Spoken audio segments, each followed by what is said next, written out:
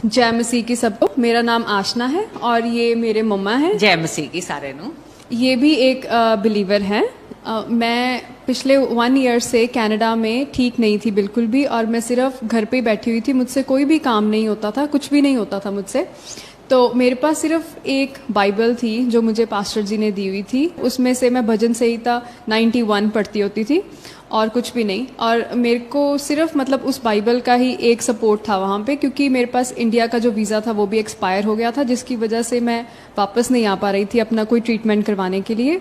और कनाडा में ट्रीटमेंट बहुत मुश्किल से होता है क्योंकि वहाँ पे एक्सपेंसिव बहुत होता है। तो मैं पिछले 1 ईयर से वहाँ पे सिर्फ अपने रूम में रहती थी और सब डिप्रेस रहती थी, और सिर्फ मैं हाथ में बाइबल पकड़कर ही मैंने अपना वो 1 साल निकाला है। सोने वक्त भी मेरे को सिर्फ मेरी बाइबल मेरे पास होती थी, जिसको मैं सिर्फ अपने पास रखती थी, क्योंकि मेरे को ब्रीदिंग में प्रॉब्लम होती थी, मेरे चेस्ट के मसल्स वीक फील होते थे मुझे। तो मैं बाइबल को अपने पास रख कर ही सोती थी और फिर मुझे नींद आती थी। तो अब मैं पिछले 3 महीने से इंडिया में हूँ। बहुत मुश्किल से मेरे को मेरा वीज़ा मिला था, जिसके लिए मुझे 6-7 मंथ्स कनाडा में वेट करनी पड़ी थी। उसके बाद मैं यहाँ पर इंडिया में आई और मैंने अपना डॉक्टर को सब कुछ दिखाया। तो उन्होंने मुझे कुछ टेस्ट लिख के दिए थे, क्योंकि मुझे डबल विजन की भी प्रॉब्लम थी और मेरे से कोई काम नहीं होता, कुछ भी नहीं होता। मैं लेट भी जाती थी ज़्यादा देर तो मेरी रिब्स जो होती हैं वो थक जाती थी, बैक थक जाती थी लेट के भी। तो मुझसे कोई भी काम नहीं होता था। तो जब मैंने डॉक्टर को दिखाया तो उन्होंने मुझे कुछ टेस्ट करने को बोले थे। तो मैंने जब टेस्ट करवाए तो उसमें से मेरा एक टेस्ट पॉजिटिव आया। मेरे को थायराइड की प्रॉब्लम भी आई और एक ऑटो इम्यून डिजीज़ होती है माइस्थीनिया ग्रेविस, उसका भी टेस्ट मेरा पॉजिटिव आया था। वो ऑटो इम्यून डिजीज़ होती है और वो क्योरेबल नहीं होती बिल्कुल भी। तो मैं बहुत परेशान हो गई थी, लेकिन मैंने उस चीज़ को कभी एक्सेप्ट नहीं किया था कि मुझे वो प्रॉब्लम हो सकती है, क्योंकि मैंने पास्टर सलीम जी से बहुत बार अपने लिए प्रेयर्स करवाई थी और वो हर बार प्रेयर में यही कहते थे कि आपको कोई प्रॉब्लम नहीं है। तो मैं हमेशा कंफ्यूज रहती थी कि ये रिपोर्ट में मेरी प्रॉब्लम आ गई है, लेकिन उन्होंने कहा हुआ है कि आपको कोई प्रॉब्लम नहीं है। तो मैंने सिर्फ उनकी इसी बात पे विश्वास रखा कि मुझे सच में कोई प्रॉब्लम नहीं है। तो भी मैं अपनी वो पॉजिटिव रिपोर्ट को फिर डॉक्टर के पास लेके गई। तो डॉक्टर ने मुझे कहा कि आप एक बार और टेस्ट करवाइए, जबकि ऐसे कोई डॉक्टर कहता नहीं कि रिपीट करवाइए, बट उन्होंने कहा कि आप एक और बार टेस्ट करवाइए, क्योंकि ये लाइफ लॉन्ग डिजीज़ है तो इसको अच्छी तरह हमें देखना है, एक बार रिपीट करवाइए टेस्ट। तो मैं तब घर पे वापस आ गई और मैंने सोचा कि मुझे दोबारा टेस्ट करवाने को क्यों कहा जा रहा है।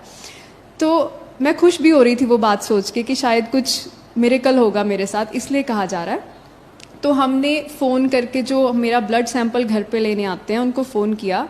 तो जब मेरे घर पे मेरा ब्लड सैंपल लेने के लिए जो आए थे वो भी एक पास्टर थे। तो ये भी बहुत मिरेकल वाली बात थी मेरे लिए कि कैसे खुदा अपने दूतों को आपकी लाइफ में भेजता है आपकी सहायता करने के लिए। तो जब वो आए मुझे तब भी यकीन हो गया था कि जीसस मेरी लाइफ में काम कर रहे हैं। तो उन्होंने भी आकर आते सार ही मेरी बाइबल खुलवा ली मुझसे, और मैं बहुत हैरान हुई कि कोई ऐसे आकर सडनली आपसे कैसे कह सकता है कि आप अपनी बाइबल खोलिए पहले। तो उन्होंने मुझे कहा कि अपनी बाइबल खोलिए, और उन्होंने कुछ 2-3 वर्स मुझे कहे पढ़ने को। मैंने वो पढ़े। वो पढ़ने के बाद मैंने बाइबल को अपने हाथ में पकड़कर ब्लड का सैंपल दिया। तो उसके बाद मैंने अपने घुटनों पे बैठ के प्रेयर करनी शुरू कर दी थी। 2-3 दिन ही मैंने प्रेयर की थी अभी सिर्फ, और वो ही टेस्ट की रिपोर्ट जब दोबारा आई तो वो बिल्कुल नॉर्मल आई, जिसका मुझे अभी तक विश्वास नहीं होता। तो मेरे साथ ये बहुत बड़ा मिरेकल हुआ है।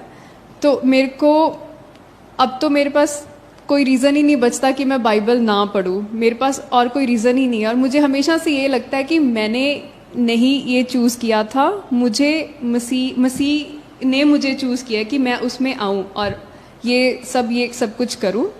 और मेरा एक मैसेज भी है जो मैं सबको देना चाहती हूँ कि इस टेस्टिमनी से पहले मुझे हमेशा ये लगता था कि ये बाइबल पढ़ना और ये बार बार ये प्रेयर्स करनी भी, ये बहुत बड़ा काम है, ये इतना टाइम नहीं होता, ये कुछ होता नहीं मुझसे इतना ज़्यादा काम, तो इसके बगैर लाइफ जितनी ठीक है वैसे ही ठीक है। पर मुझे अब एहसास होता है जब हम बाइबल पढ़ते हैं और जीसस को अपनी लाइफ में लेके आते हैं कि उससे इनफैक्ट आपकी लाइफ ज़्यादा इजी हो जाती है।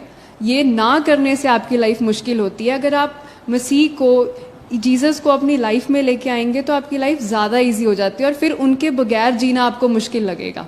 ये जो मेरी लाइफ में इतना बड़ा मिरेकल हुआ है, इस सब की महिमा मैं अपने खुदा, अपने परमेश्वर जीसस को ही देना चाहती हूँ।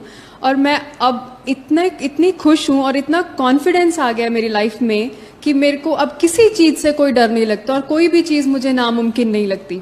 मुझे ऐसे लगता है कि अब जब से मैंने उनको अपना परमेश्वर मान लिया है, मेरी लाइफ बिल्कुल साफ हो चुकी है और मुझे पता भी नहीं है मैंने आगे क्या करना है और मुझे उस चीज़ की कोई टेंशन भी नहीं है कि मेरी जो भविष्य है जो मेरा, वो अब उनके हाथों में है और सबसे सुरक्षित है अब मेरा भविष्य। जय मसीह।